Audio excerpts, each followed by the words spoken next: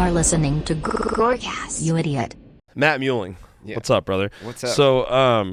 So we were just talking before we started here officially. Yeah. About that adrenaline rush and how it kind of goes away with music. Yeah. Until you played those Killtony arena shows and you were in front of, what was it, like 8,000 people at each one or something? I think it was around 8,000 at the HEB Center. And you were and you said that it was giving you a little bit of that it was making you feel like you were young again. Yeah. I had a little bit of the adrenaline rush, a little bit of the show nerves. I made a couple of mistakes because of it. It was kind of wild. Yeah. I really like to go for stuff, like hard stuff. Like, yeah. You know, when we listen, if we listen on the podcast or when we listen later, like the stuff I write is really complex and hard. Yeah. And, you know, I don't know if you've come out to the gallery or any of the stuff I do around town, but no, I'd love to. I'm always trying to play. I'm always trying to punch up. Okay. And so even at the arena show, like we wanted to do a couple of things that were just hard. Like Gonzalez was like, well, let's play Hot for Teacher. Mm-hmm. And I was like, yeah, okay, yeah.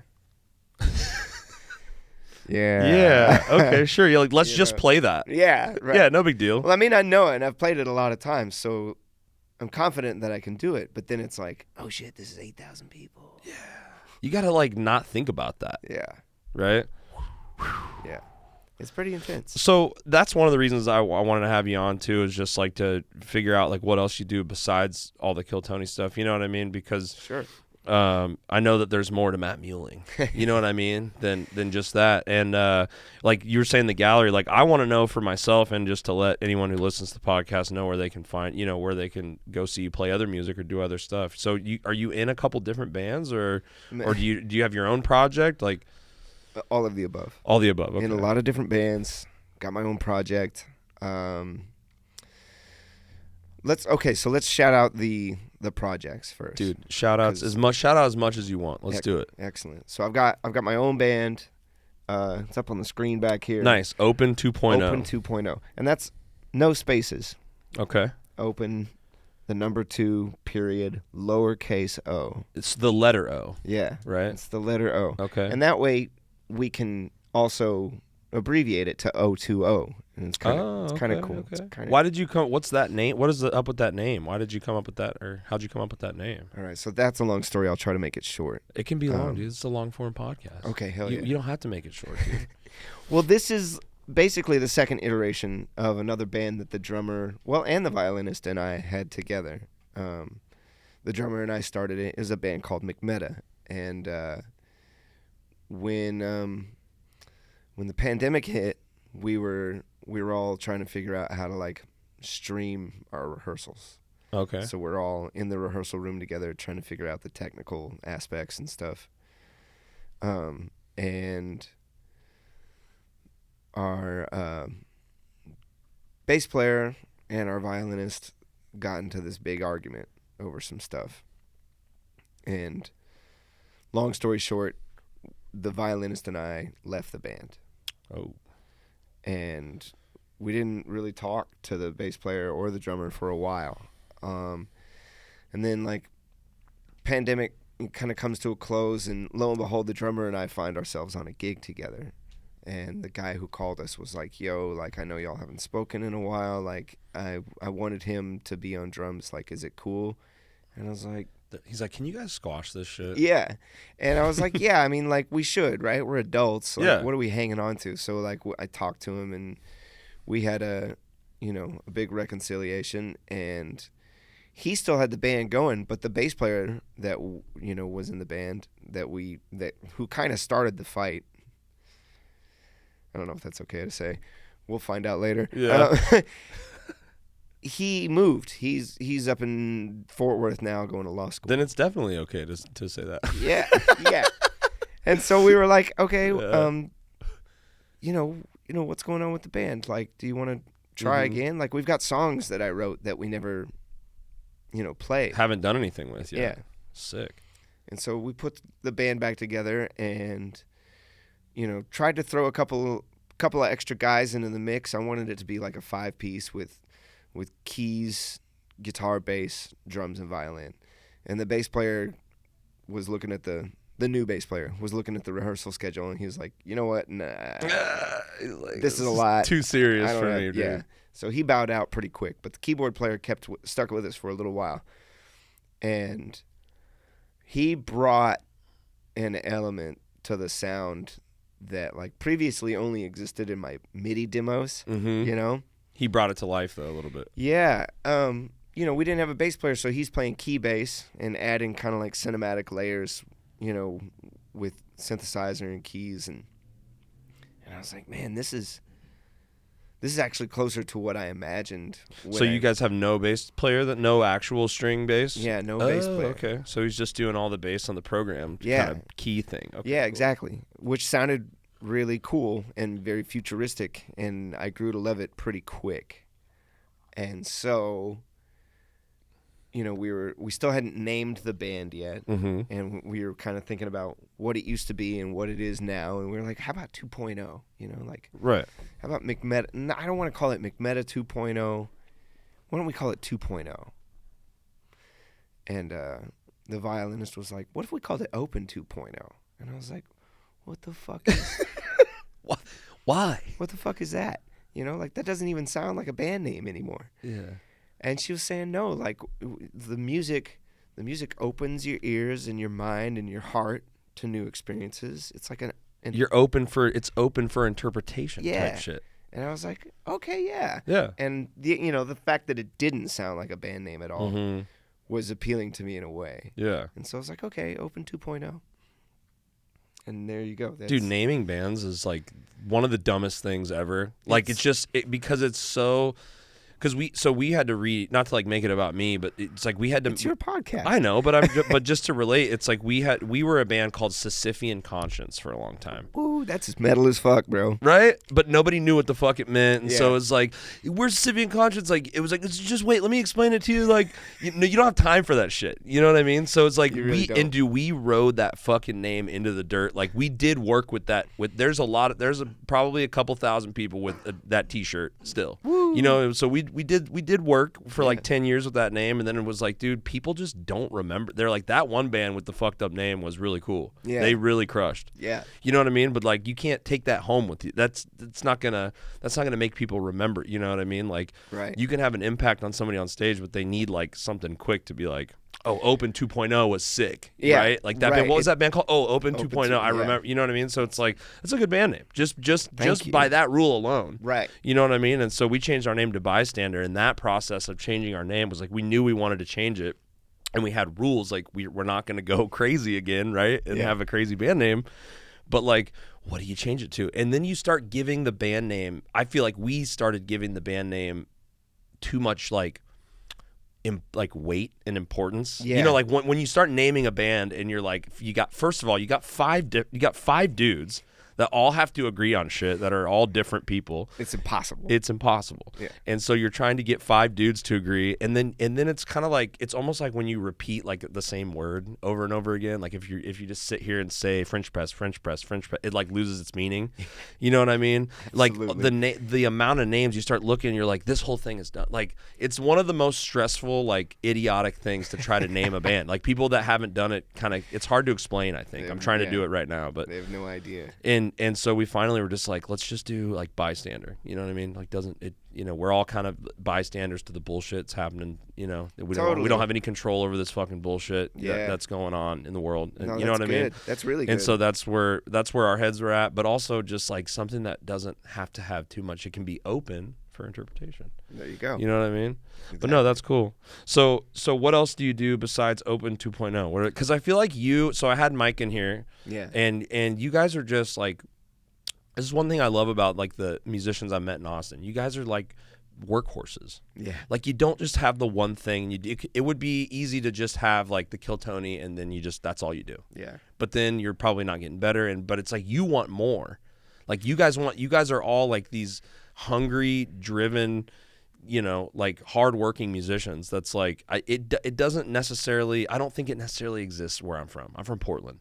Oh, okay. Right, and so that's interesting to hear about Portland. And so maybe in Seattle in the '90s there was these people, but like a lot of these dudes, like it's if you're in 5 bands, you're not really doing anything. You're just you're in 5 bands to be in 5 bands on Facebook or something. You know what I mean? Like I know a lot of, and that is not to say that there's, if anybody from home wants to get mad at me, whatever. But it's like there's a couple hardworking guys out there, but it's just the amount of dudes that you see just in a bar on Dirty Sixth, right? That that's his 5th gig of the night. Yeah. And he's got practice tomorrow for his 2 other bands. Yeah. And he's playing church gigs too. Yeah. On Sunday.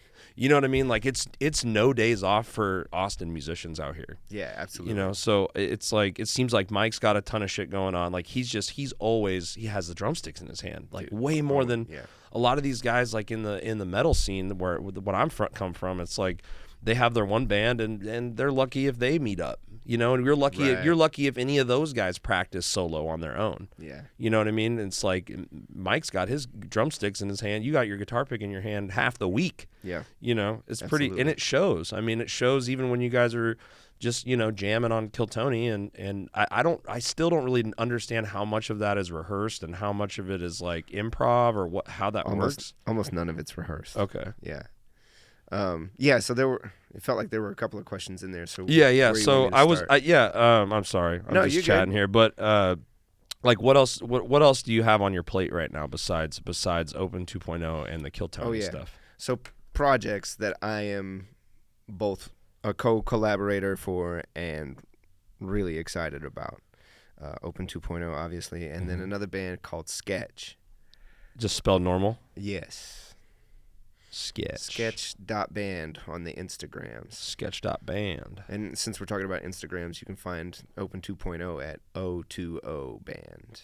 Yeah. Just the letter O, the number 2, the letter O. We'll make sure and put all this stuff in your links too, so Hell everybody can access your music. Yeah. And Sketch is John Dees is in that band with me. Nice. Sketch is this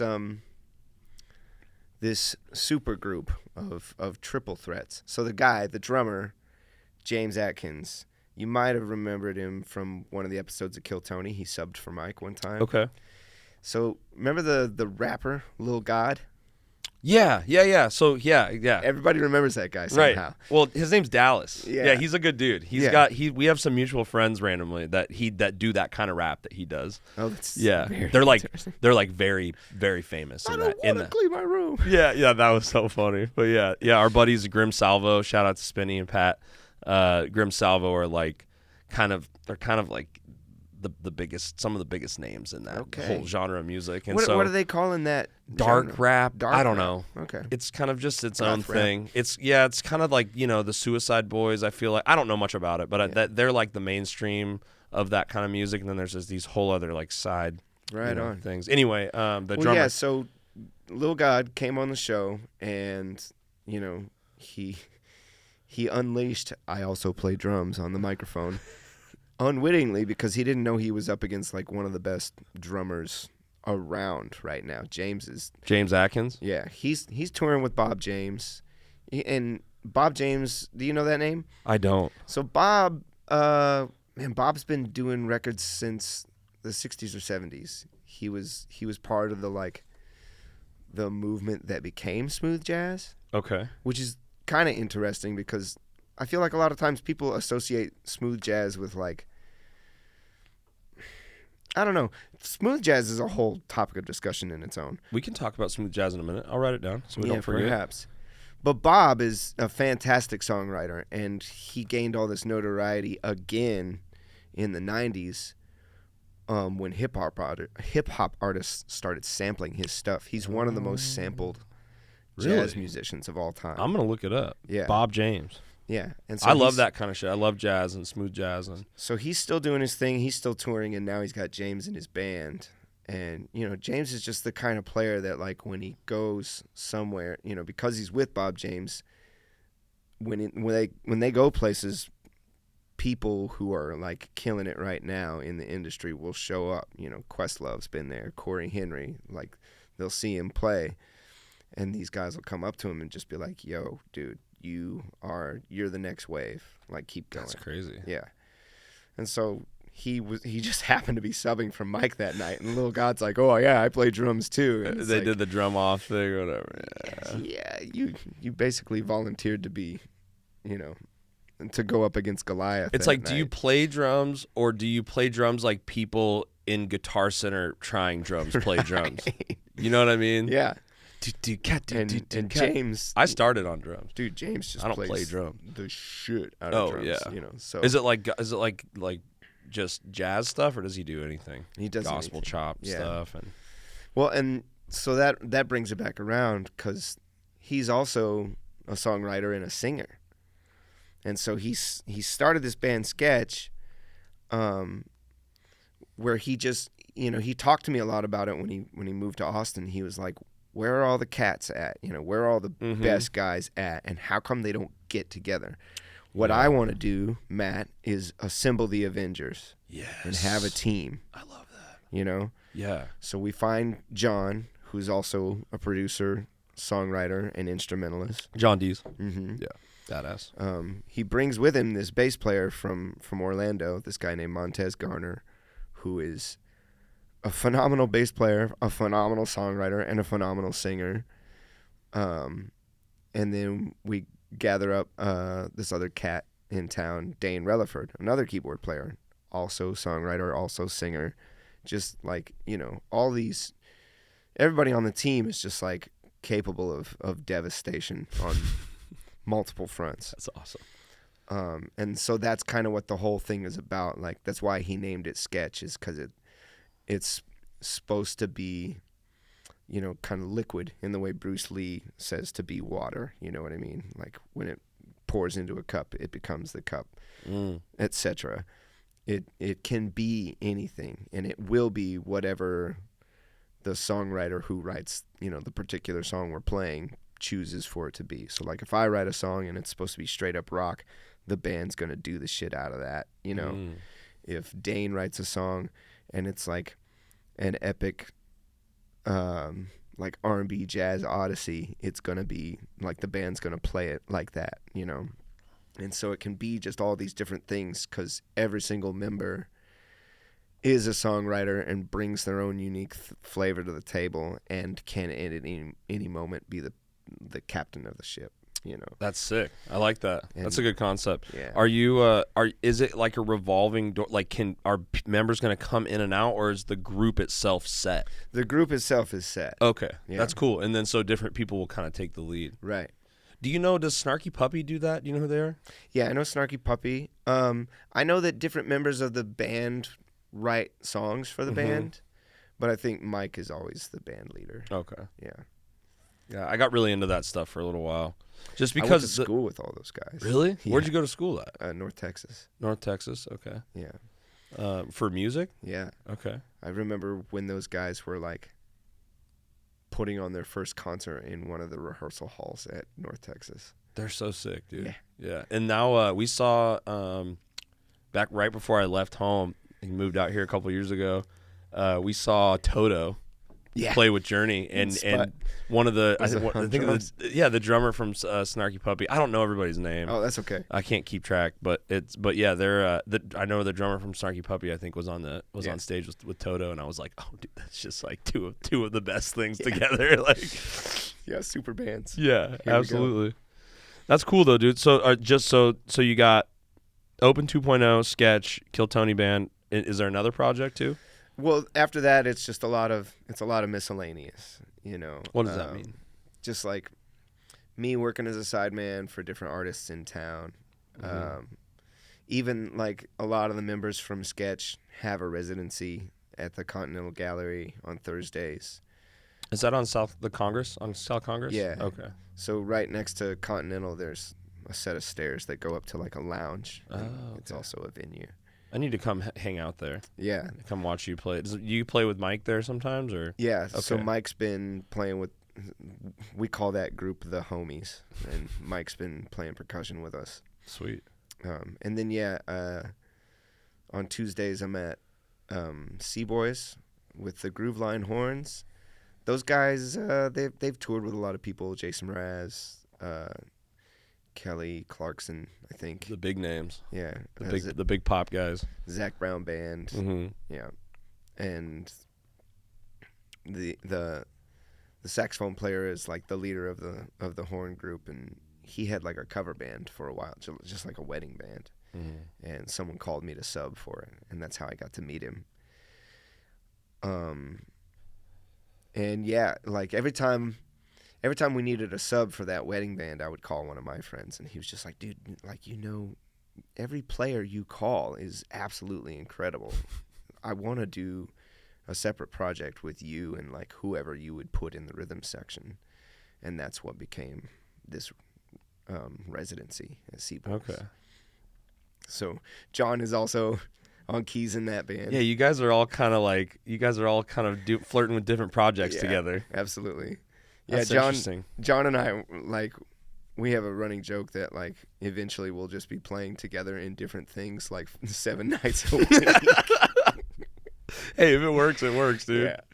But that's cool that you guys could play together and still do all this different shit, you know? Yeah. Like, I've been in the same band with the same dudes doing relatively the same music. When we changed our name, we made the sound a little more straightforward, and we were doing kind of all different genres of metal, you know, like this song would sound like this, and this song would sound like that, and some was softer, some was more melodic, some was heavier, and then we were like, we're just going to be, like, heavy.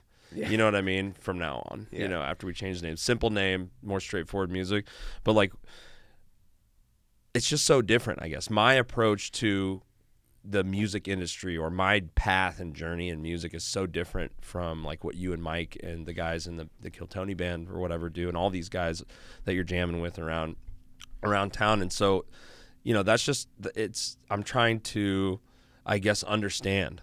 You know what I mean? Because it seems like what you guys are doing, it makes more sense, and like there's more work to be done, and you can be more diverse with what you're playing. Whereas like in my you know, caveman brain, my metal industry caveman brain, I'm like, start band, you know, make shirts, keep going, keep taking, you know, keep photo shoot, keep doing the same, keep pushing same band, rather than like, you know, meet all these different musicians, play different styles of music, learn how to play everything, gig wherever you can gig. Right. You know, like it seems like that's the more conventional way. And you guys are kind of doing things like the more, like the old school way. Yeah. In a way. Is that wrong to say? I don't know. No, I feel what you're talking about, because it was an eye-opening experience for me too. Like when I started out, I wasn't trying to be a sideman, and I didn't really get exposed to that idea until I went to What do you mean a school. sideman? I'm sorry. Sideman is just the term that like the music industry withholds for people who are like a musician for hire. Basically. Okay, so it's someone else's like project, but they might need you on a Tuesday or something to come over here and shred guitar for them. Yeah, so like, you know, like for example, I mean, pick an art like Taylor Swift, for example. Okay, yeah. Taylor Swift's band isn't like her band that she started, right? You know, in high school with another group of friends. It's like, no, the whole thing is under Taylor Swift's name. And then they just hire high-level, you know, industry players to fill out the musical roles that they need for whichever tour she's going on. And it seems like once you're in that, you know, let's take somebody who's toured with Taylor Swift. I don't know if you know any of them, but I know a couple. You know a couple. Yeah. You would. I feel like you would. But like once you're in that conversation, it seems like those guys can go kind of do whatever, like they can go work, like there's it opens up so many different kind of potential gigs that you might get as a side man, you know what I mean, or whatever, like if you do tour with Taylor Swift, then you might, you know, I don't know if there's an agency that reaches out to these people or if they have managers or whatever, but then they probably, Kelly needs somebody, right? And then, you know, and Imagine Dragons over here needs, I guess they're more of a band, right? Those guys have like a Imagine drummer. Dragons is like the same, you know. Right. That's more of what Taylor did. Yeah, you know what I mean? did. Like we put a band together, now we're doing stuff together. Right. Yeah, and you know, it's funny that you mentioned like an agency, because like for the sidemen of the industry, there's not much of a a management industry at all. It's just kind of like It's word of mouth. This guy shreds. Matt Muehling kills it on the guitar. Hire him. Absolutely. Huh. And or on the other hand, it's like so and so kills it, but is kind of a dickhead. Yeah. Right. And you get kind of the whole spectrum within the industry. It's like, so and so can really, really play, but you're really rolling the dice hiring him because he may or may not choose to show up that day. Right. Yeah. And it's just like, well, I want him. He's incredible. And it's like, well, good luck. Yeah. know? Or, yeah, so-and-so is always on time, always shows up, always does his homework. Isn't that something that you hear in music all the time too? Like 99% of like being successful in music is just showing up, or like not and like showing up to practice. Yeah. Showing up on time to your gig, getting your shit on stage and off stage quick. Yeah. When you're doing changeovers or whatever. Yeah. Like it's just being there and being timely. Yeah. Like that'll get you a long way. Yeah. Well. Yeah. And a lot of people say that, but then you still see people who are complete like train wrecks, just like rising to the top. But then why are some of those guys like the sickest at their instrument too? I don't know. It's like the Albert Einstein thing or whatever. Yeah. Like they're a mess, but they're geniuses at some one thing or whatever. You'll see like depending on who you follow on Instagram, you'll see like posts saying like, yeah, studies show that, geniuses don't clean their fucking room. Yeah, that's what I'm talking about. Yeah, exactly. Yeah, maybe there's something to it. Like genius musicians don't always show up on time, dude. Yeah, absolutely. Yeah. So how did you, I guess, take me back a little bit if you don't mind, and you can make it as long or shorter as you want, but like when did you pick up a guitar? And was that like your first instrument or like? It wasn't, man. So my mom, she's a musician as well. She went back to school to get like her music degree while I was a kid. What does she play? She kind of plays a little bit of everything. She's a vocalist, pianist, and for a long time she at least knew enough on guitar to accompany herself. Okay. So there were like musical instruments like all over the house, so I could tinker. And kind of the order went like, like I was messing around on stuff and she was like, well, you should dive in, pick something and dive in. And I was like, okay. And then like right around 4th grade, they're like, do you want to be in band or orchestra? And I was like, well, I want to be in band and play percussion. And everyone was like, yeah. I want to do something sick. Right. Like. And they literally talk you out of it. They're like, yeah, well, we have enough percussion players this year. That's what they did to me. They make in our middle school. They made you, if you wanted to play drums, you had to start in band. Yeah. First, and you had to like play trumpet for like 2 years, which it's like, what does that have to do with anything? And like, I hated the trumpet. I didn't like playing it. I mean, I love the sound of the trumpet, but it hurts my mouth and shit. I don't. This sucks. And there's spit everywhere. This is not for me. And they made you have to carry it around. It's like I was like, I wanted to play drums. It's brutal. Yeah, I wanted to be. Just let me cook. I wanted to hit stuff, dude. Yeah, exactly. Yeah, and so they were like, yeah, don't do that. And I was like, all right. I mean, orchestra, I guess. Since. There's 2 choices, and you're literally telling me there's one. You're giving me the illusion of choice. Yeah. And so I did viola for a little while. Ooh, flex. And that's hard. When I started getting into like private lessons on viola, I really stopped digging it. Oh, yeah. And so, I basically quit. And the summer before high school, I was just kind of sitting around going like, huh.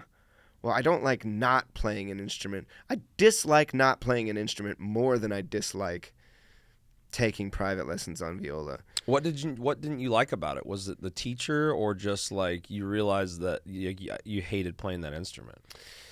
That's a good question, because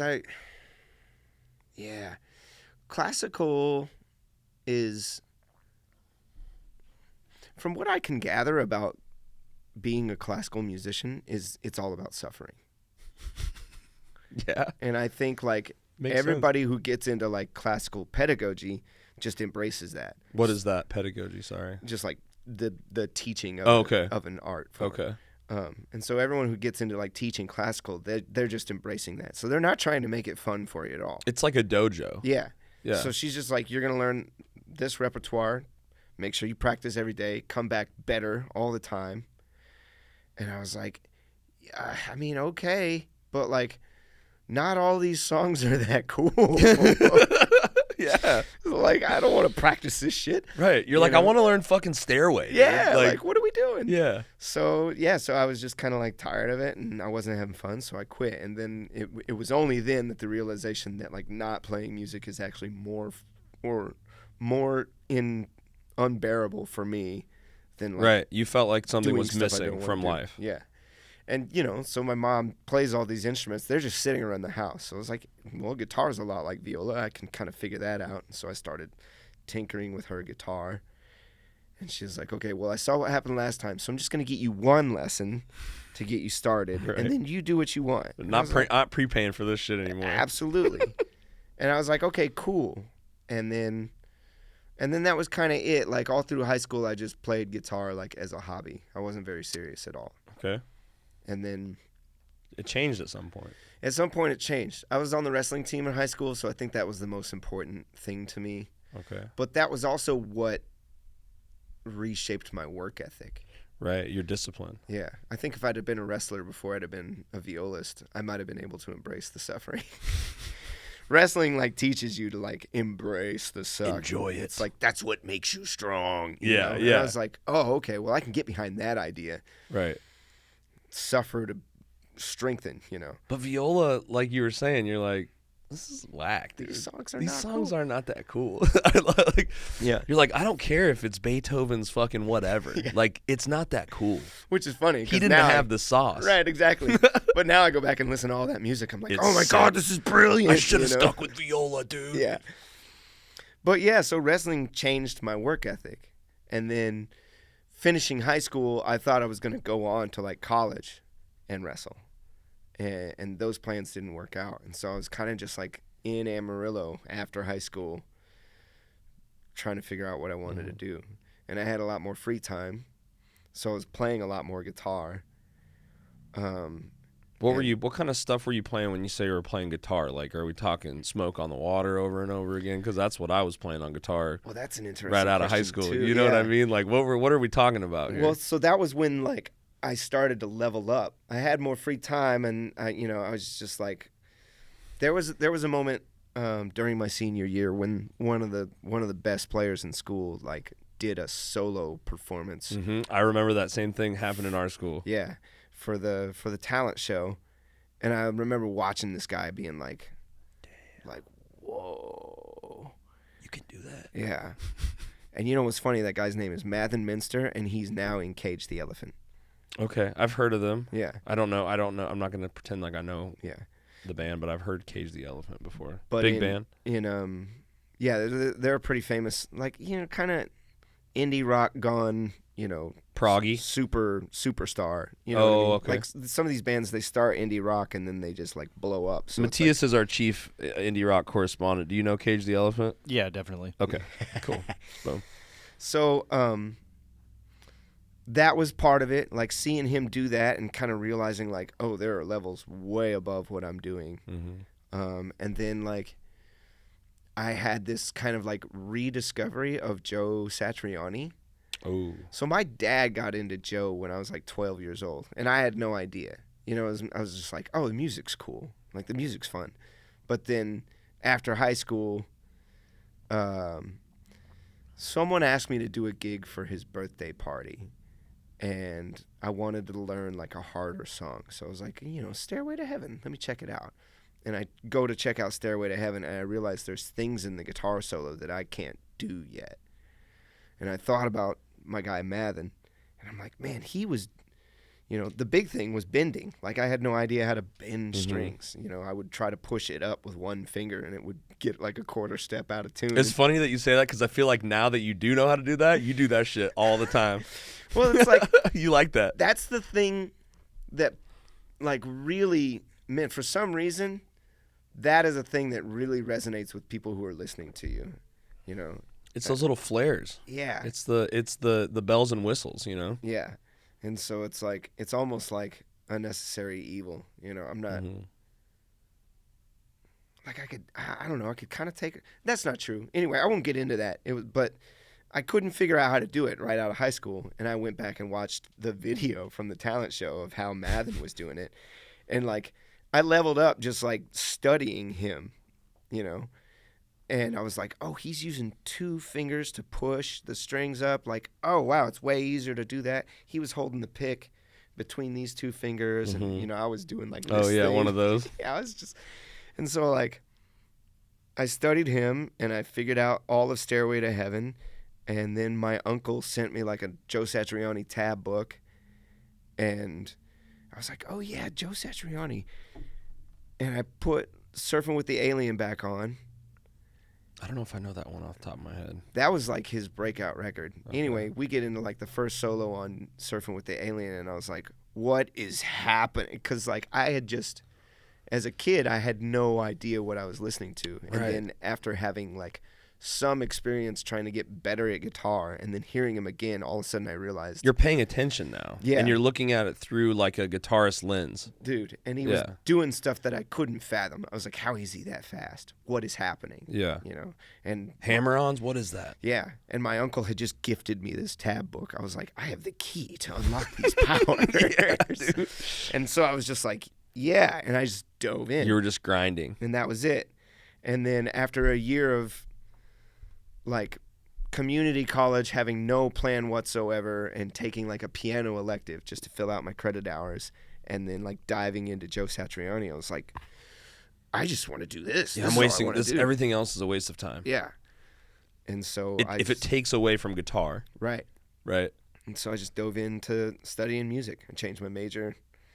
I did 2 more years at a 2-year community college. That's more years than I did, brother. Studying guitar performance. And then what really clinched what would happen next was the last year I was in Amarillo.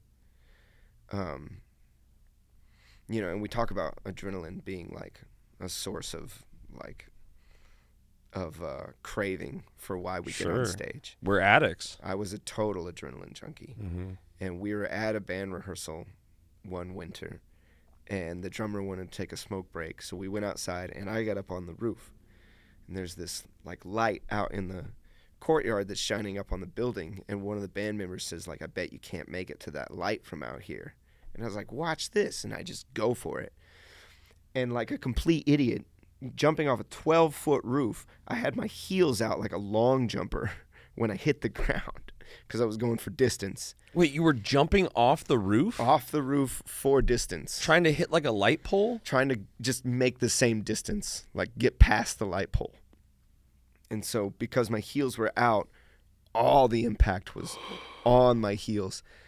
And like I hit the ground and rolled, and it was just like, oh, this was a bad idea. Did you break your legs? I shattered the cartilage in my left ankle. The disc that's between your leg bone and your top foot bone, I shattered it into pieces. Oh, Matt. Yeah. Why did you jump off that roof, buddy? It was destiny, bro. It was destiny? It was destiny.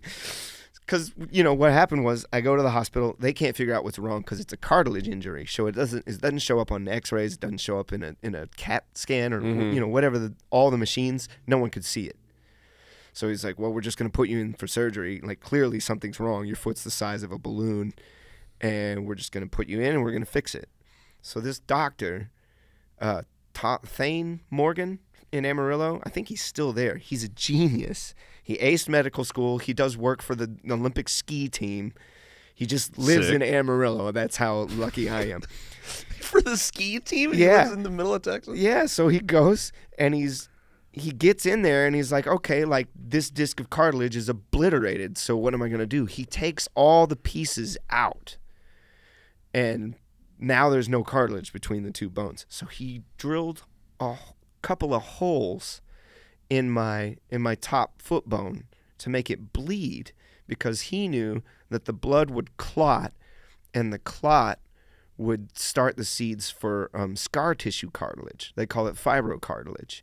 And this dude tricked my body into growing a new disc of cartilage from fucking scar insane. tissue.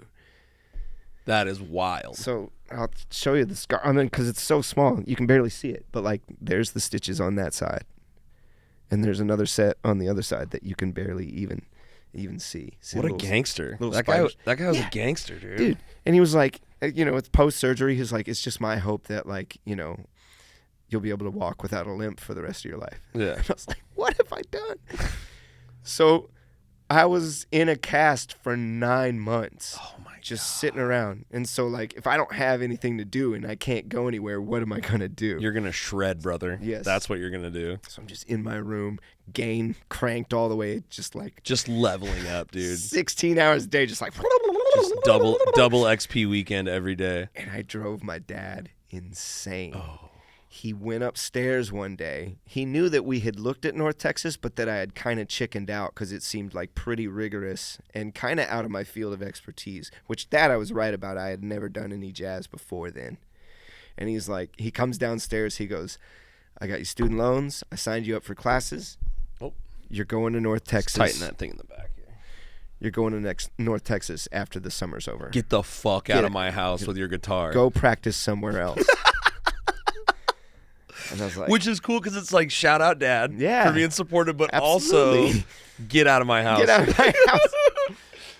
I love that, dude. And I got to North Texas, and it was like, well, you can study classical and play a nylon string, or you can study jazz and play electric. And I was like, well, I know fuck all about jazz, but I would much rather play electric, so I guess I'm doing that. Mm-hmm. So again, I'm stuck in this bottom tier. Because everyone else goes to North Texas like, well, this is what I've wanted to do my whole life. They're like people like that go to Berkeley, dude, right? They come in guns blazing. Is that what North Texas is like, the Berkeley of Central America? Of jazz schools. Yeah, jazz schools. Okay. So, it was just like, well, I'm not going to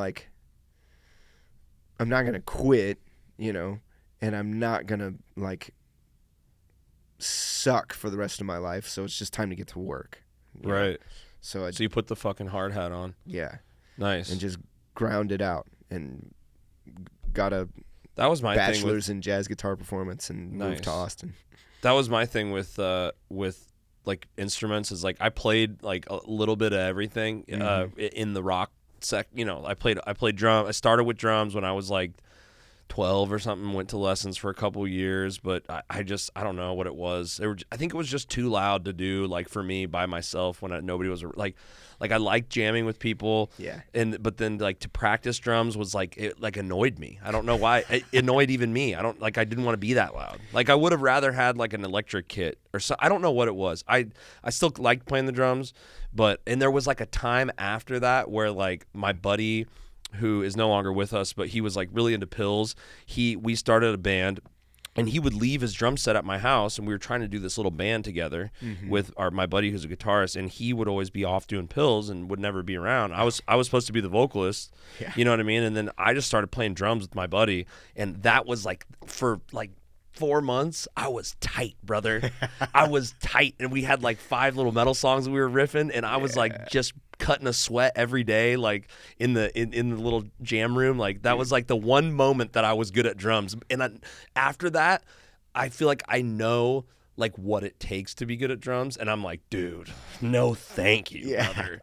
You know what I mean? Like that is a specific type of like drive and dedication. Dude, like my drummer's insane, Mike's insane. People that are like they're awesome at drums, they have a different like gene where they are just, I am going to practice and stay good at this.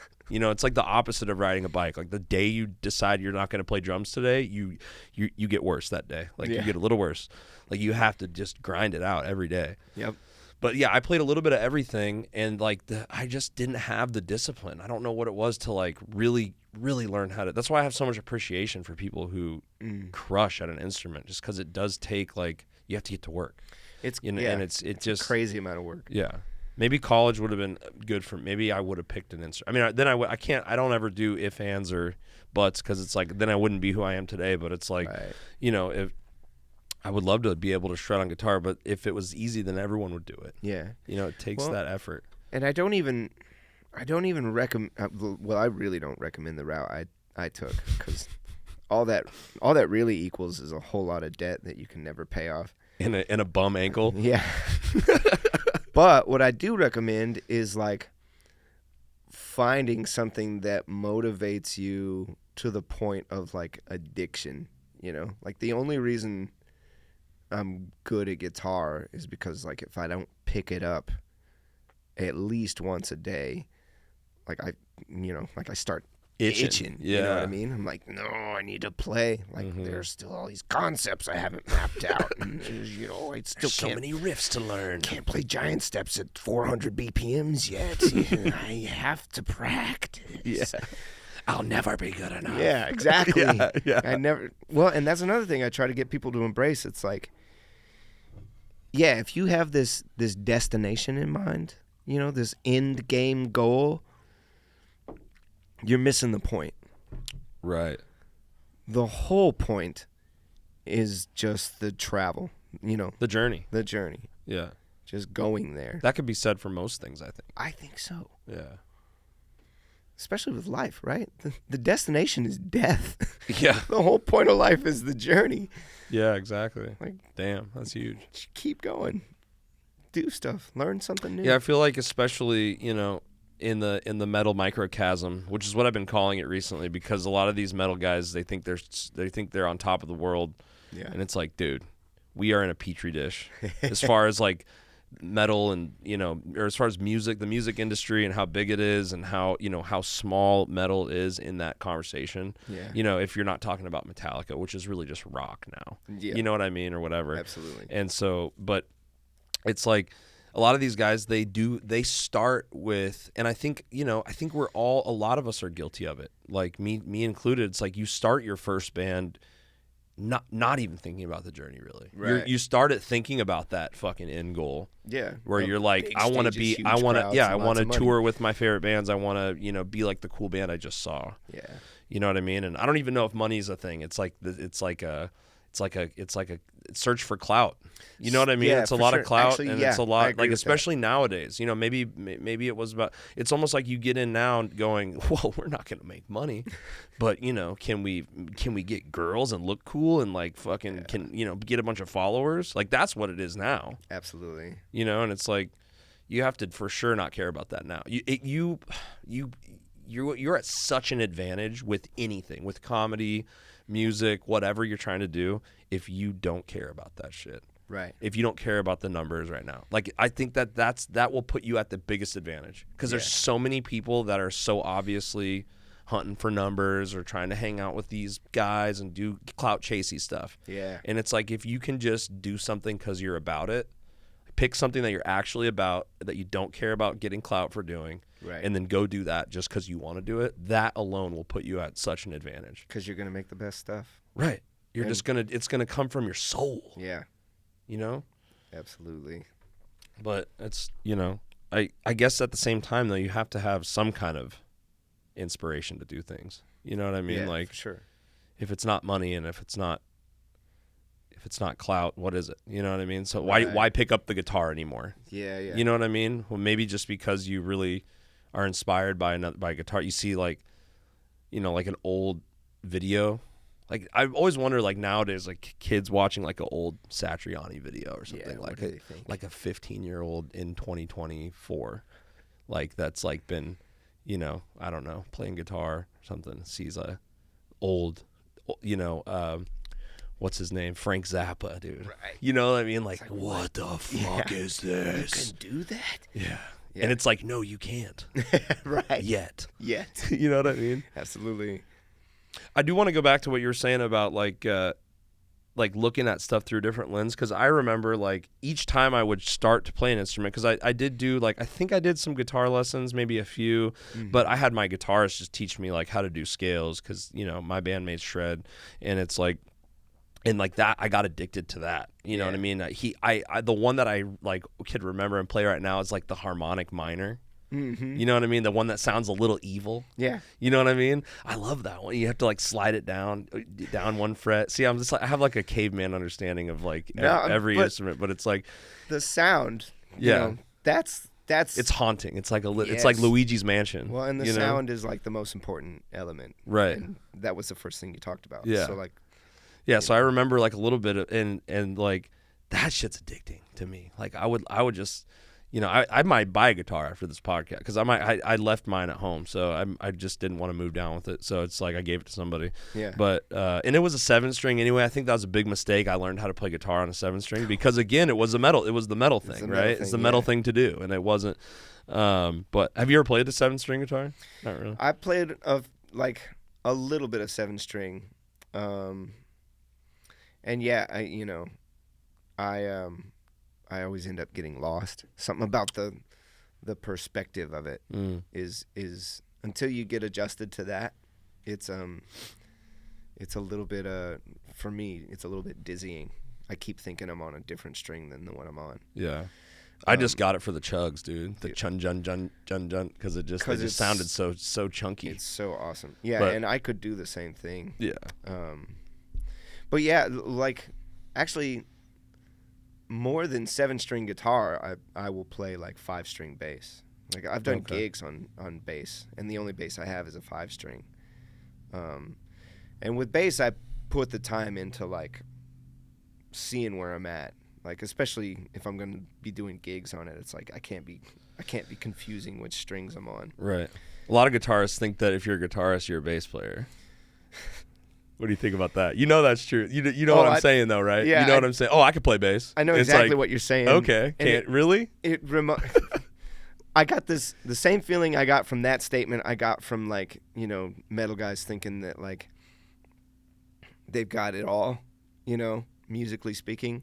It's so interesting the amount of like Dunning-Kruger that just runs rampant through like all of the music industry. What does that mean, Dunning-Kruger? So the Dunning-Kruger effect is this kind of phenomenon where people who don't know very much about a thing also have a lot of confidence that they could be great at it with very little effort. Okay. So you see it a lot in comedy right now, especially on the Killtony podcast, where people will come up to try their very first minute ever as a bucket pull. And it's like, dude, what did you think was going to happen? It's a lot of Dunning-Kruger. They see other people doing it. I could do that. And that's what they think. Making it look easy, and they don't know anything about it. So they don't know how hard it is. So they think, I could do that. Yeah. And I think that, like, that happens a lot with music. There's this huge kind of idea that's prevalent throughout like all of the the music industry, but like all the industry that's been built around music industry these days, where it's just like, yeah, I could do that. And even if I can't, there are now more tools than ever to make me able to do, you see these like MIDI chord packs that these companies are selling online. It's like, you don't know anything about chords or music theory? Cool, just take this, and now you can do everything that this guy does. Sure, now you can just program a song. Yeah. And so, guitarists will look at a bass and be like, it's less strings, it's tuned the same way, I can do that. It's like, dude, no, you can't. It is a different animal. It's different. It's a different discipline. It's different. Yeah. The way you... Well, because the thing is like you could... Okay, let me ask you a question. Do you think that you could play guitar if you didn't have much rhythm? You know how some people don't have rhythm? Yeah. Right? And my question... And then there's a follow-up question, or the follow-up statement is you can't play bass without rhythm. Right. Right. So maybe you could play guitar without rhythm. Maybe. I don't know. That's a question for you to answer. But you definitely can't play bass without some rhythm. Yeah, for sure. Yeah, the people who say, like if you can play guitar, you can play bass. For one thing, they're definitely not considering that. That like everything you do is married to everything the drummer does. Mm-hmm. So if you can't take the lead on shit. Right. If your rhythm sucks, if your pocket sucks, you're going to be a terrible bassist, and you'll have to put in the work to make those things good. I think with guitar, and like, here we go, like, hot take. Like, look at Jimmy Page. Okay.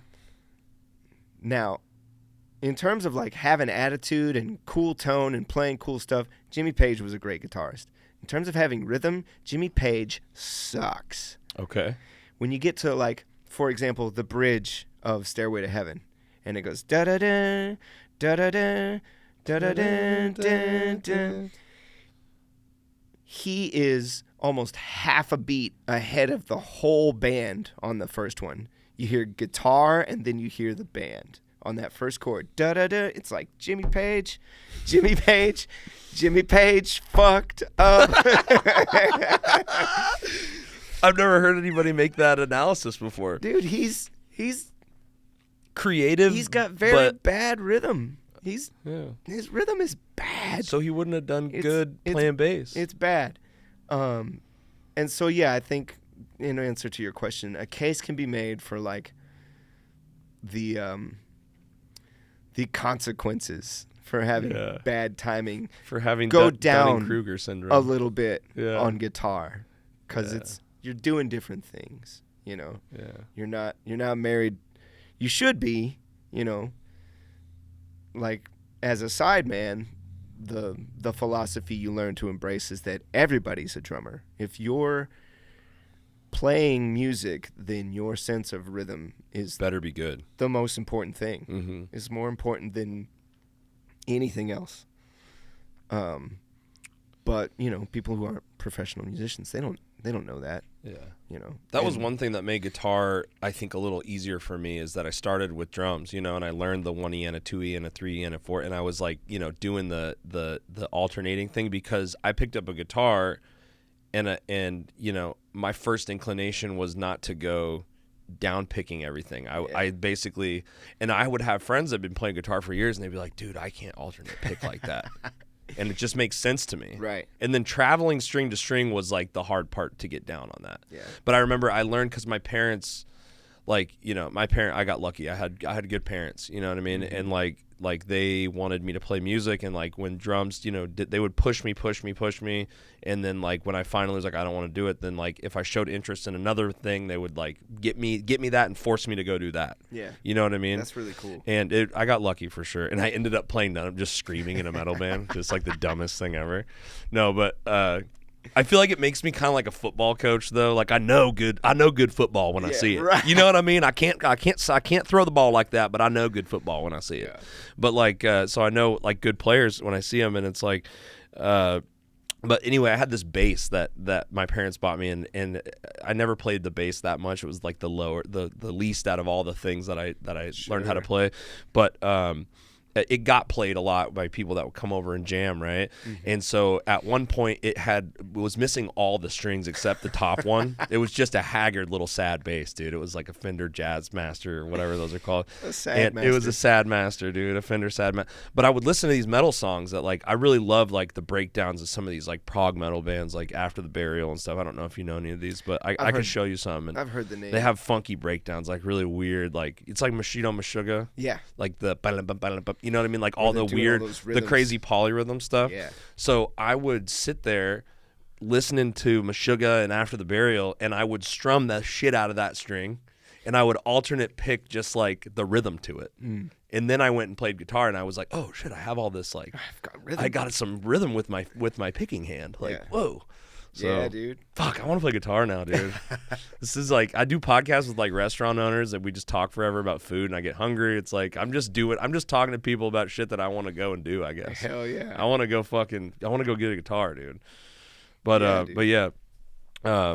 don't know where I was going with that. Oh, I remember what I was talking about. Like, so every time I'd go and like learn one of these things or start, you know, messing around with an instrument, I would go and like listen to the music, like the metal stuff I'd listen to from like the guitarist lens, and I would hear that shit like you were talking about with Satriani or whatever. Like, yeah, you hear and you're like, whoa, wait, and I feel like, I don't know if you do this too, but like you could listen to a song and just like hone in on one thing the entire time.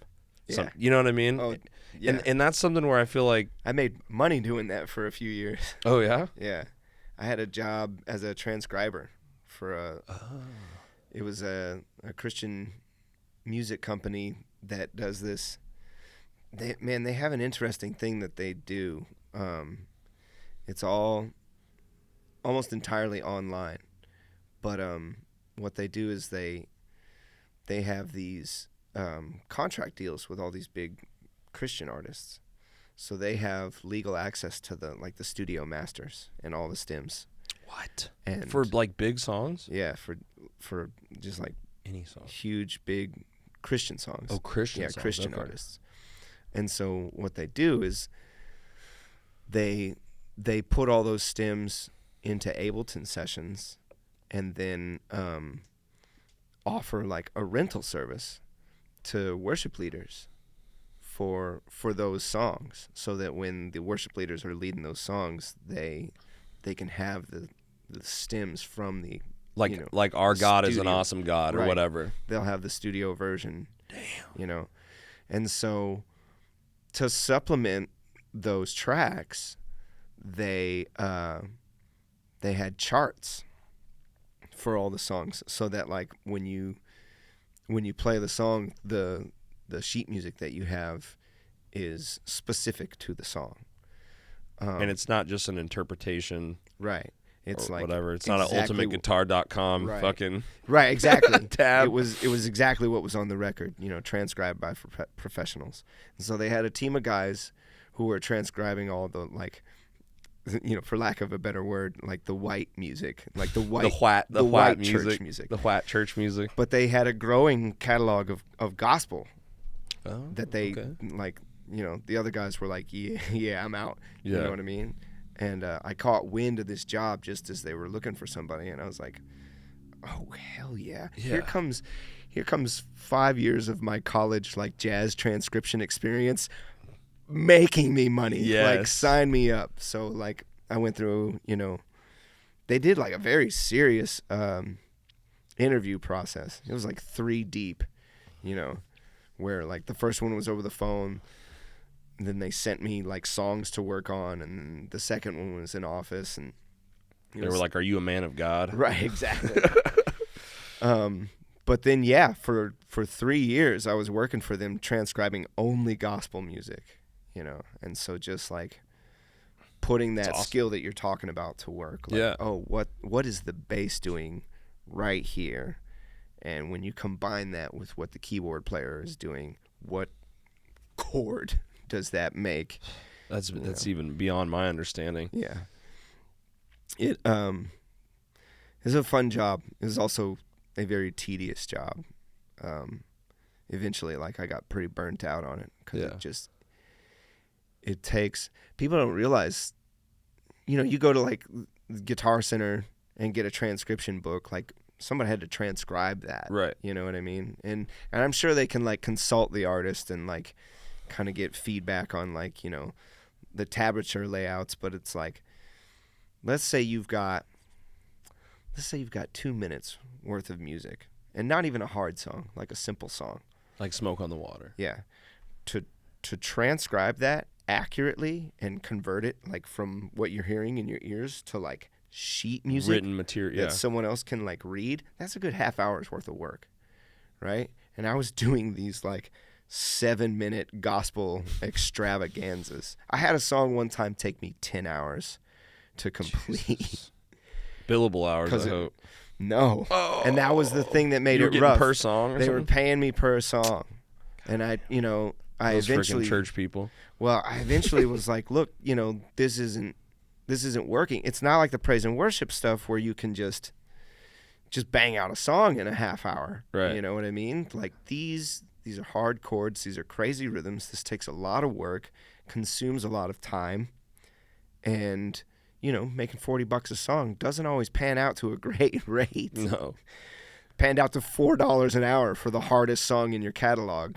That doesn't make any sense for me. Yeah. But I picked a bad time to negotiate that raise. It was during the pandemic. Oh, And they were like, no. yeah, funds are tight. We can't do it. I'm like, okay. I have no options. It's the pandemic, so I guess Yeah. I'm still doing this. So when did you go full-time playing music? It's been kind of off and on since, 20.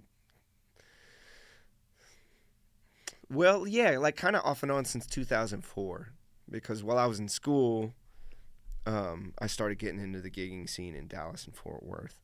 And then I moved to Austin, but my plan was like to do the one band thing. I moved here with that band. That was the only thing I was going to do. So I had like a day job, and we were rehearsing, and that band disintegrated like 10 months into being here.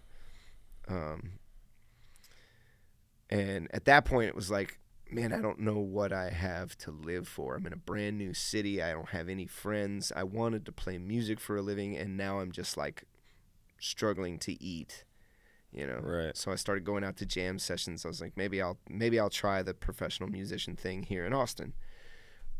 Started going Good out place to be for it, though, right? Yeah. And started going out to, you know, jam sessions, and like kind of slowly working my way out of like 9-to-5 juggling sideman things to just a sideman. And is there an element of that? Sorry, just real quick to go into before you go into the next part of the story. Is there an element to that where like if you're a new guy in a new city and you want to get into, you know, doing paid gigs and making your living off of, you know, doing sideman stuff, you kind of have to, I'm guessing you have to go out there and just kind of jam and just show people that you're good, right? Is that kind of the first step? Yeah, because like we said earlier, there's no like infrastructure for getting a job as a sideman. There's no poach.com or whatever people use to get jobs in certain industries. There's nothing like that really for music. All word of mouth. Yeah. You know, so you got to go to whatever jam session you can find. Yeah. Wait in line, get on stage, play a few times, and then like talk to as many people It's like as open possible. mic comedy almost, right? Absolutely. And and it took a while. And it was pretty brutal for a while there. Yeah. I've got this picture. A friend of mine asked me to do a friend of his wedding in like Arkansas one year.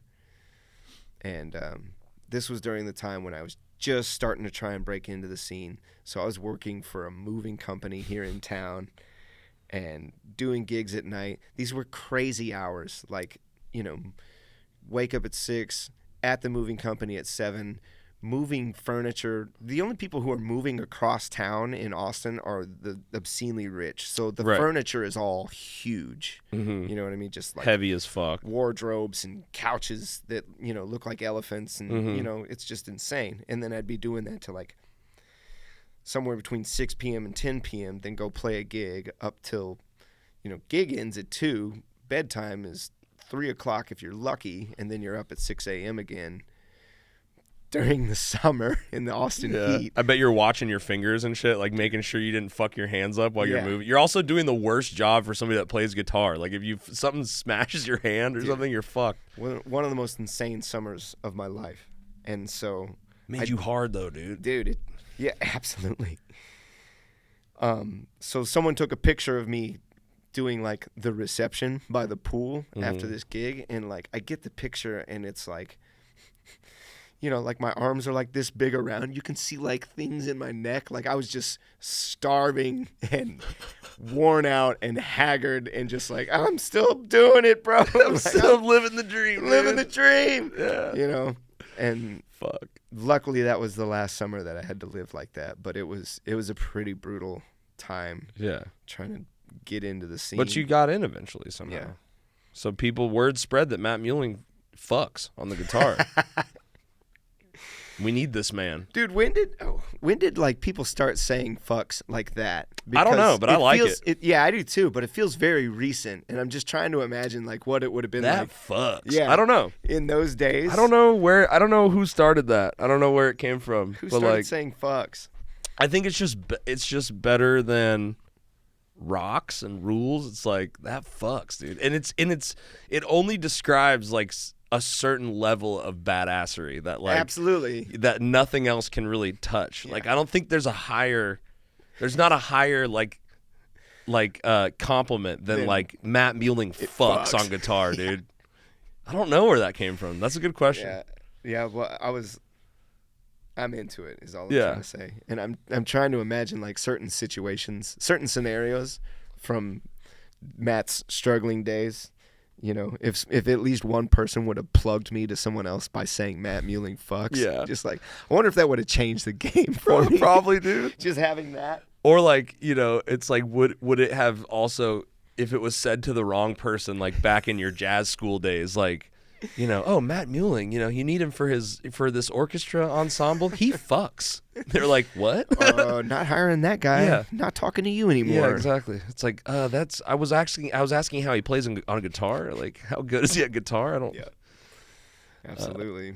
But so your name spread around then. How did how long did that take? From moving here, eating shit with the moving company, grinding it out when you could, when you weren't working, and then you're just trying to get your name. How long planting your name around, if you will, like as seeds, until one of those was like something where you were like, okay, I can fucking quit the moving? Or yeah, man, in a way, it's still ongoing. Okay. Let's see. I'm trying to remember like the first year that I could like just not work at all. There were jobs that I quit because I was just so fed up, you know. But then you just got to go and get another job. It's not like gigs start rolling in. I think I got my like first church gig in 2010, and that was when I was kind of like, okay, like I can just do the wedding gigs that I'm taking and this church gig and whatever else, like freelance stuff around town, and not have to like work a job. But even still, like there are offers that you'll come across where it's like, okay, well, I'm gonna do that because the money's great. You know, I was teaching out at not St. Ed's. Oh wow, I'm blanking on. Anyway, I was teaching at a school out in Westlake for a while, because the money was great. Sure, that's how rich people live. Yeah. And I went from that teaching job to the transcribing job, and kind of didn't realize it at the time, but I was actually signing on to make less money. But it was the transcribing job for me was more in line with what I wanted to do, especially because it was such hard music. I was like, okay, I'm honing skills right now, skills that I'm gonna need and use. So yeah, I'm gonna go with that. I mean, a lot of teaching stuff it makes you better if you when you teach stuff. It does, and I'm dumb enough that I manage to forget that quite often. I'll just be like, yeah, teaching sucks, Yeah. And then I'll go do. It's like going back over what you know. Right. I've been lucky enough to teach some people how to basically go from never touching a camera to like making money and off of photography and photo editing, video editing and shit. And every time, that's why like I'll give that information away. Yeah. Because it helps you. There's enough business out here. You know what I mean? It's like, yeah, and it helps me and it feels good to help somebody else. Yeah. So it's definitely a good route to go. So now you're full time though. Now I'm full time. You're full time. Have been since, I guess it was like, I want to say mid-pandemic that I quit the transcribing job. Like I tried to negotiate the raise and they weren't having it, but unemployment was really good for musicians during the pandemic. Mm-hmm. So I was like, well, I guess I'm just gonna not do it. And then it was like toward the end of the pandemic that Tony moved to town and how did that whole thing come about for you? That was another thing. I mean, I didn't want to make this all about the Killtony stuff because it's, you know what I mean. But it's I definitely am curious about how you got in with that. Yeah, John Dees. Yeah, it sounds like he's the ringleader. Yeah, the simplest answer to that question is just him. He and I had a residency gig at Half Step leading up right until the day they shut everything down, and so I was just fresh on his mind, and we love working together. And you guys have chemistry. Yeah.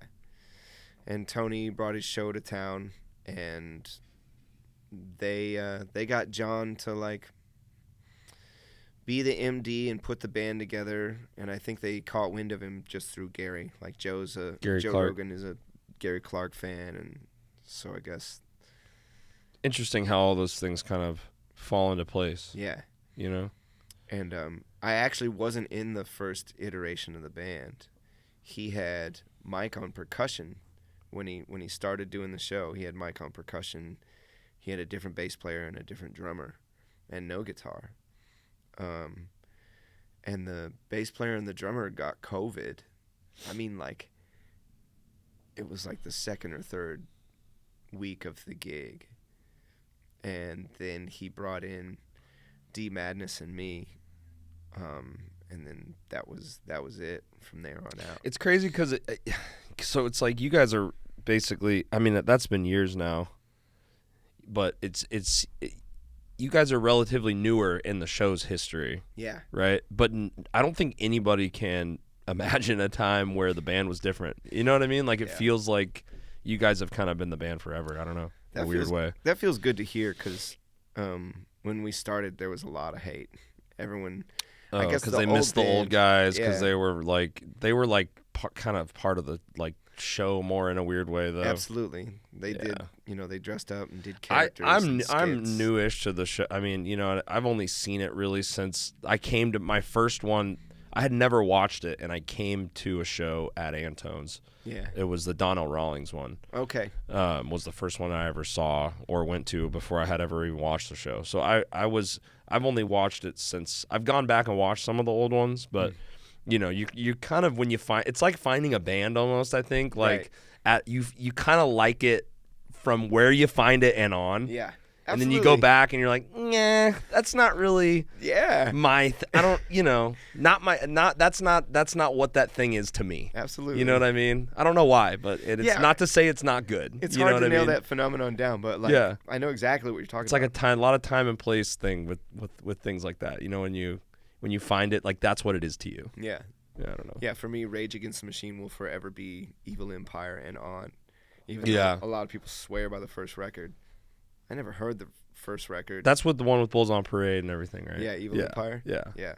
That's like the one my dad had in the house with the Superman guy on the front of it. Yeah. Yeah. Dude, when Down Rodeo started hitting the radio in Amarillo, I was like, this is the best thing I've ever heard in my life. I wish they were still cool. Yeah. They kind of became the Machine, dude. Well, they're not going to tour anymore.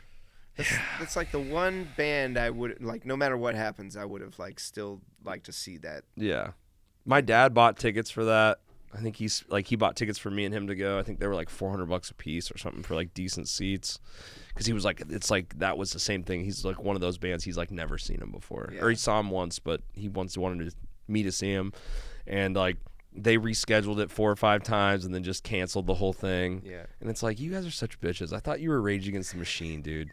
You guys should have said, fuck COVID, we're fucking touring. Yeah. You know what I mean? Like, that would have been Raging Against the Machine, That would have been. Now I'm just like, you're not raging against shit. You're living in mansions and riding around in Maseratis and telling people to get vaccinated. You're not. You are the Machine. Just bums me out because They were the sickest, though. Dude. They were the sickest. That's one of the bands that, like, was a reason that I picked up guitar. Yeah. You know?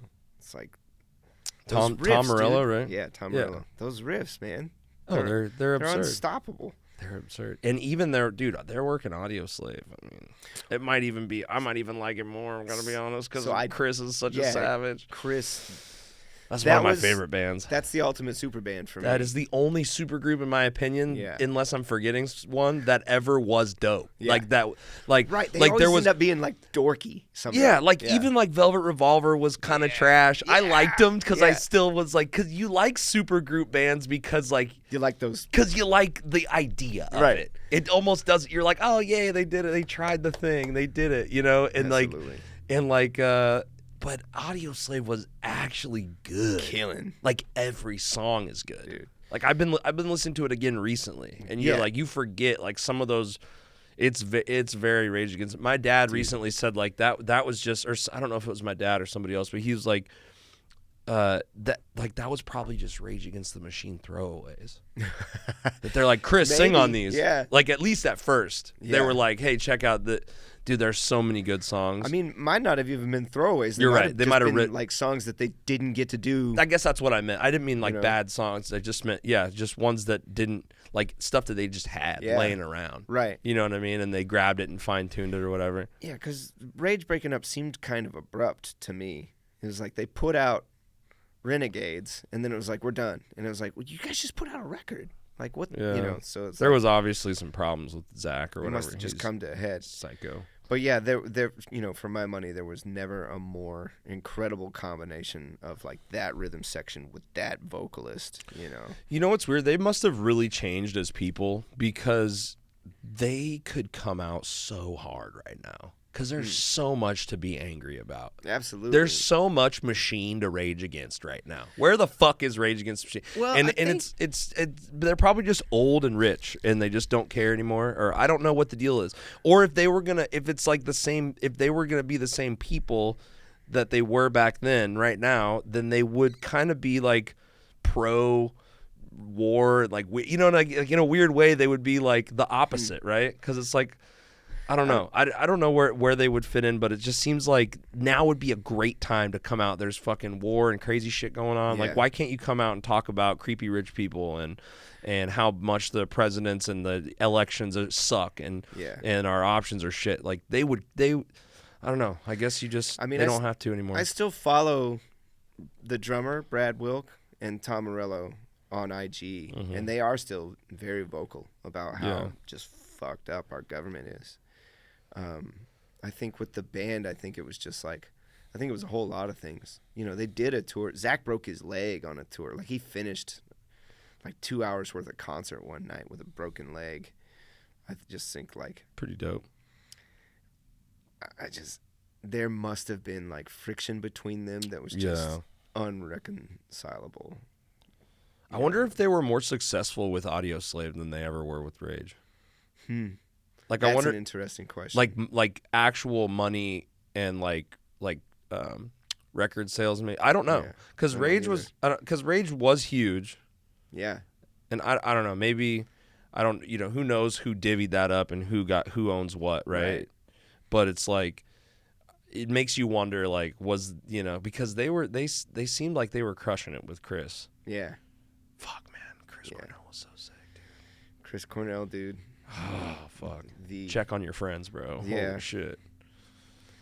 Yeah, man. Yeah, that one's hard. Like I go back and listen to some of his lyrics now, after what happened, and it's just like my heart splits in half. I'm just like, man, this dude was fucking. Same with Chester. He was crying out the whole time. Yeah. He was struggling. Yeah. He's one of the best goddamn singers ever. That's why him and Rage with that Audio Slave, that was just still some of the best music. Those riffs are so fat, and then you got Cornell just flexing on us. Dude, just like a fucking Death Star laser beam. You know what I mean? Just like destruction to everything it hits. Yes. Let me see what I have here. Should we listen to this track? Oh, I would love that. Yeah. Let's listen to this track real quick. So you're going to have to, I don't know if it's like distributed professionally or whatever. Did you guys just use DistroKid to put this up? Or? No, we did CD Baby. Okay. It's very professionally done. If they flag us, you'll have to undo it on YouTube or whatever. Okay. I'm going to dispute it. Yeah, no, I will too. Okay, so that's interesting because we've run into this with Kill Tony. Oh, wait, hang on. I already like it. We've run into this with Kill Tony where, like, we'll play the covers and YouTube will flag it. Or, no, we actually had a guest artist come one time, and we performed their songs with them, and YouTube flagged it. And everyone acted like they couldn't figure out how to dispute it. Well, it's usually it'll send like the label or whoever, it'll send the distributor or something. So, like... So if it's CD Baby, will get it might be in your account on CD Baby or something. Okay. I don't really know either, dude, to be honest with you. But I know that like sometimes you can, you just dispute it and then it just goes away. Yeah. And I really am not super educated on it. But what will happen to your podcast episode? Will the whole thing get Well, taken down? we're not monetized yet. Okay. So if anything, it would just be that it would be like. I don't know, like copyrighted or whatever, and I could just submit like a thing saying like we're not saying it's ours and we're just doing commentary on it or whatever, and then or that I have permission from the artist, and then they'll send you hopefully send you a message or something. I don't know. Who am I talking to? YouTube? I don't know. I own this shit. Where do you guys broadcast? Is what I'm asking. Oh yeah, YouTube. Yeah, YouTube and Spotify. But Spotify. This is my track.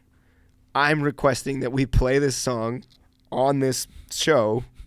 Please don't flag it. Overlords. What are we talking about? Yeah, it's my music. All right, so explain anything to say about the song before we go into it. It's our first single. We're going to be releasing singles once a month for hopefully the entire year. So if you dig it, which, you know, I feel confident that people will. If you dig it, keep up with us because there's more to come. There's a new one that's just about to drop. And yeah, we do instrumental music. You know, we struggled what to call it for a while, but I think I've landed on the term cinematic rock. Ooh, cinematic rock. And that's exactly why I like it. I like it. Cinematic. When I say it, people go, oh, shit. It's like if Hans Zimmer and Mars Volta had a project together. That's a bold claim. Yeah. Can you do me a favor, T, and pull that Bluetooth slider below the light? Just pull it down a little bit so that we can kind of talk and hear each other over it. Okay. Just a little cranked, but all right, let's run it, dude. Here we go. Epsilon.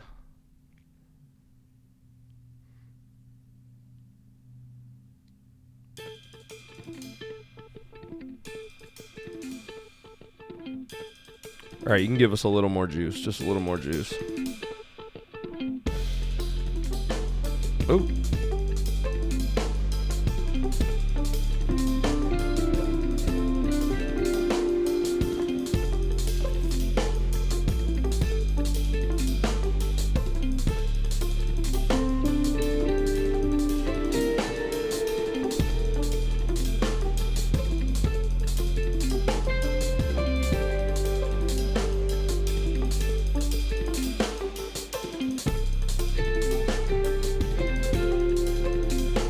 All right, turn it up a little bit more. Sounds too good.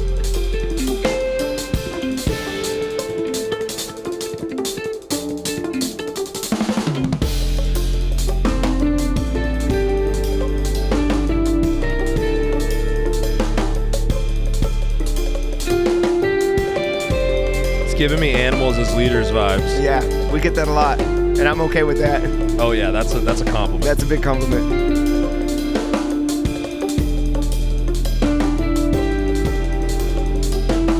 So that's that keyboard bass. Yeah. That shit slaps. Yeah, right? It's like a hip hop beat. Exactly. That's you? Yeah. All the guitar work is actually everything that's not violin and drums is me on the song.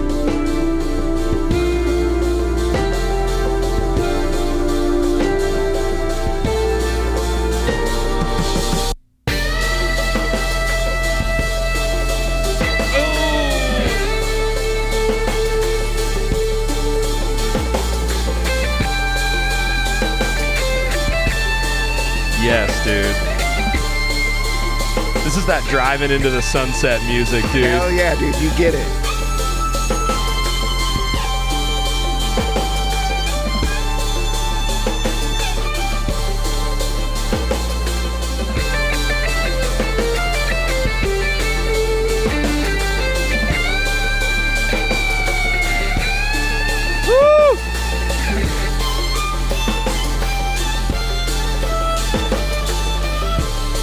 Damn, those keys, dude. Is that keys or guitar? That's keys, That's right? violin. Oh, that's violin. Okay, bro. shit. We're going back and forth. Yo, we gotta do it. You gotta let me do a video for you. Oh, I'm down. We gotta do a video. Let's do it. Let's do a music video, dude. Yeah.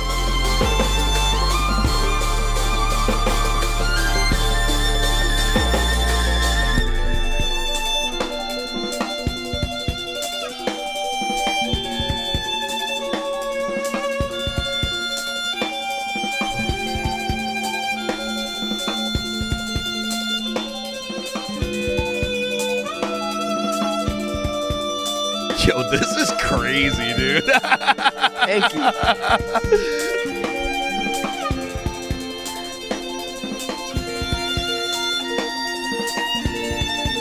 The drummer's just in his own universe right now.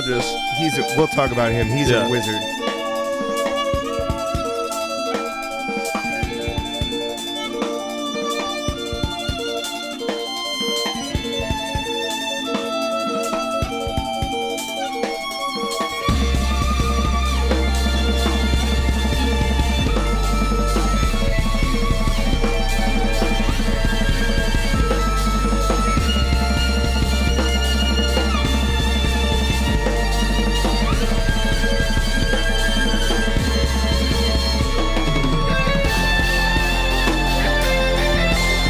Yeah, dude. That's money right there, dude. It's so much fun listening to it with somebody.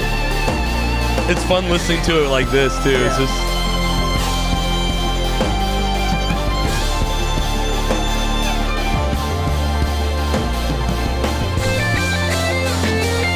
There he is. Yes, sir.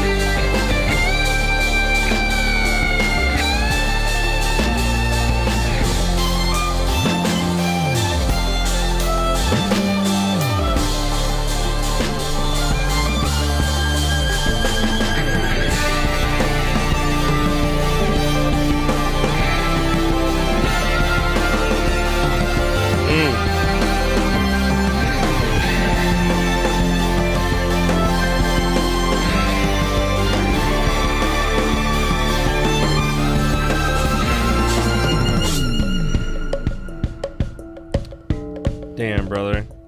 Cinematic was the right word, I believe. Right. Because it definitely takes you on a journey. Yeah. All right, T. Cut it. Just hit spacebar. There you go.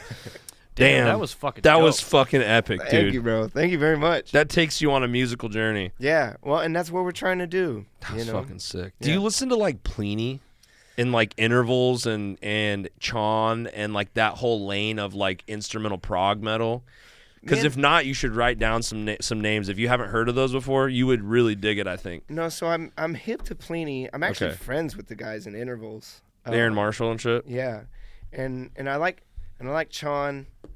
So you already know. yeah, Polyphia is and another one that they Polyphia. used to be more like, they're like a little crazy now. They've had an interesting little journey. They have, yeah, for sure.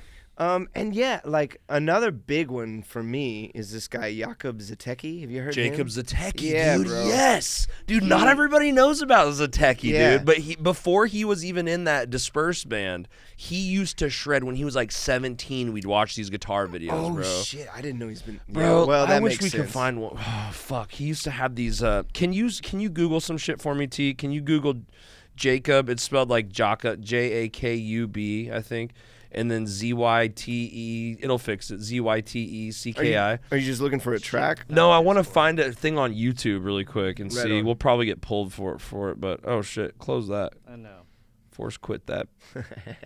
Just Sorry, I'm not used to Mac. it's all right. Just hit control, and then click on it, and then do Is it force control quit. or is it command? I think it's control actually, Come on. or option. One of the two. I don't know. I don't even know how to use it. I guess. Why is it doing this? But dude, he used to have these little videos that we would watch on. Bro, what the fuck? It's all right. It just. That what that checks out. Like Yeah, and he was shredding when he was like 17. He's a fucking monster. the first Underrated. The first video I saw of him was that song that he has, Sunflower, Yeah. and I was just like, yo, man, like, what the fuck is happening right now? Yeah. Because he's definitely like more than, and no offense to Aaron Marshall and the guys, because I love those guys, but more than any of the people you listed, Jakub's been like kind of an influence On this project. Yeah, on this Okay. project. I What was the like guy's name It's again? so it's Jakub. Oh my god. It's all right, T. What? the- Just relax. Deep breaths. Jakub. Jakub. there he Right, is. right there. That's actually good SEO. Can you hit videos? And then I want to try to type in like improv solo YouTube.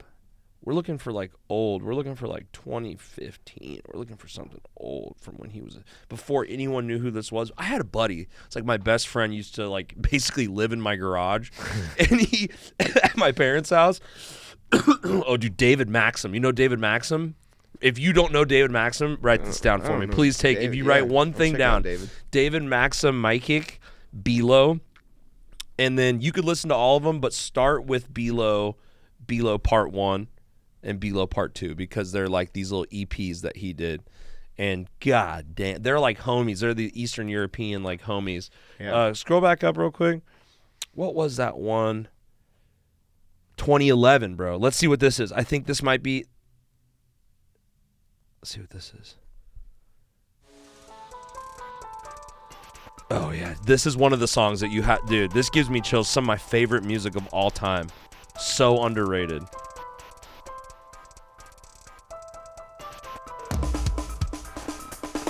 Yeah, dude. Look how young he is, bro. He's like 15, 16. Wow.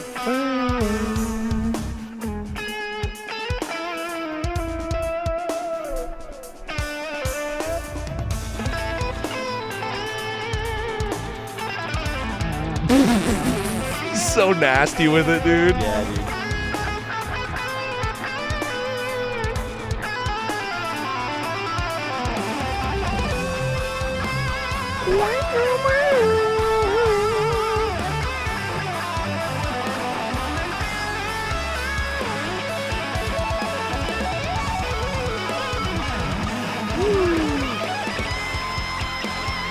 Wish the audio and video were synced.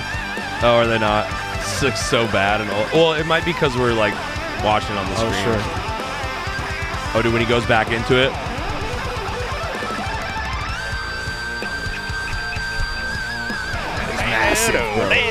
Dude, you gotta listen to B-Lo, brother. I'm so excited that I get to show you this because it's some of my favorite music. He's literally like 17 right there too. It's crazy. That makes me. All right, T. Gives cut me it. feelings.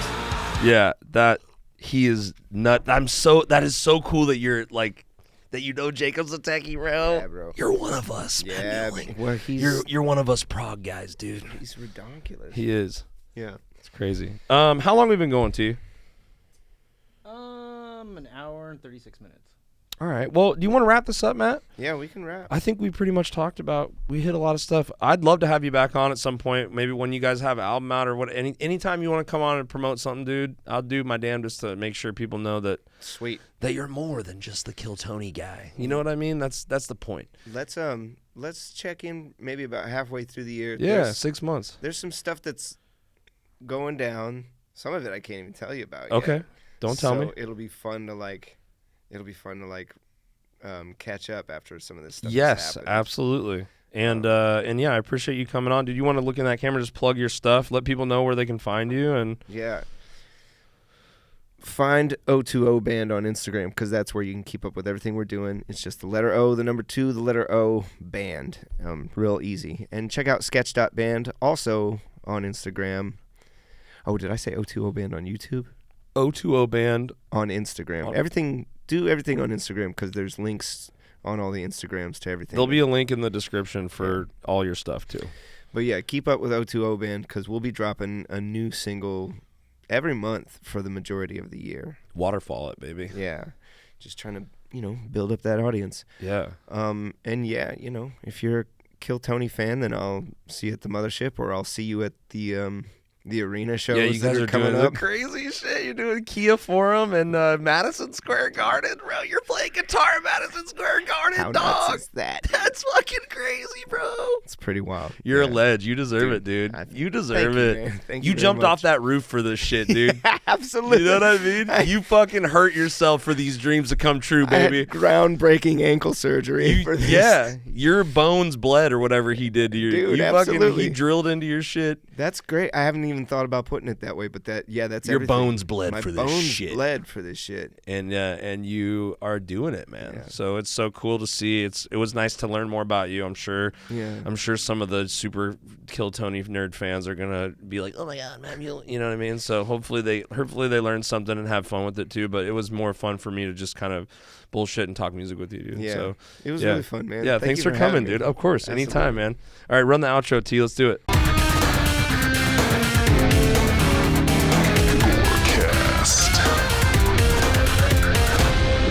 You are listening to GORCAST, you idiot.